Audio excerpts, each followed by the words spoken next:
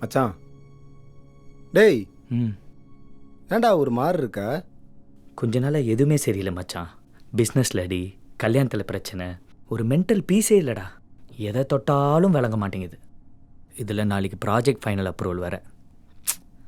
இப்போல்லாம் சுத்தமாக கான்ஃபிடென்ஸே இல்லைடா. டேய், உனக்கு எப்பத்துலேருந்து ஜோசியம் ஜாதகம் எல்லாம் நம்பிக்கை வந்தது?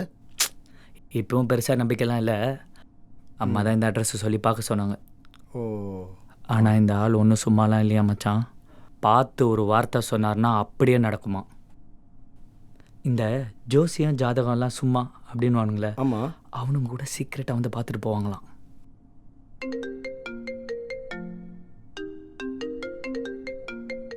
மாருதி, பார்த்துட்டியாப்பா? இல்லைம்மா, வெயிட் பண்ணிகிட்ருக்கேன்.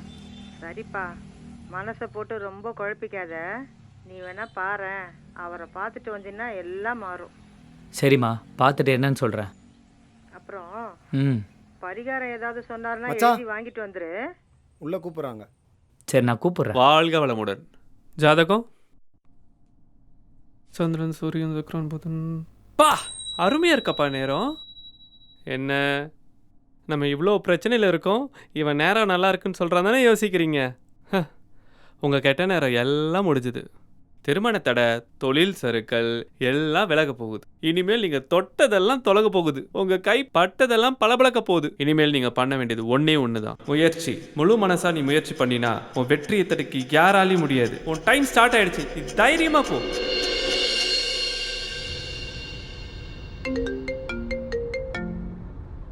மச்சான், ப்ராஜெக்ட் அப்ரூவல் ஆயிடுச்சுரா.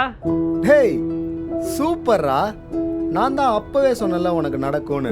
ஏய், நீ எங்கடா சொன்ன? நேத்து நம்ம போய் பார்த்துட்டு வந்தோமே மகான், அவரு சொன்னாரு. சரி, அதான் இப்பே அவர் நேர்ல பார்த்து ஆசீர்வாதம் வாங்கலாம்னு போயிட்டு இருக்கேன். ஈவினிங் கால் டேய். பண்றேன், மீட் பண்ணலாம். டேய், டேய், டேய், டேய், டேய். ஏய், என்னடா டீல இவ்வளவு சர்க்கரை போட்டு வச்சிருக்க? எப்பயும் போல தான் ஏன் போட்டேன். மகான், ஐயோ, தெய்வ வாக்கியா உங்க வாக்கு. என்ன ஆசீர்வாதம் பண்ணுங்கயா. ஐயா என்ன மன்னிச்சிருக்கியா?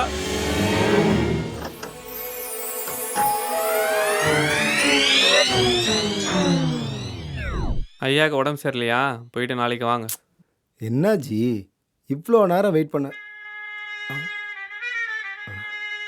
5 நிமிஷத்தில் 1000 ரூபா சம்பாதிக்க ஒரு அரிய வாய்ப்பு இருக்கு. ம், புரியல? ம்ஹும். வா சொல்கிறேன்.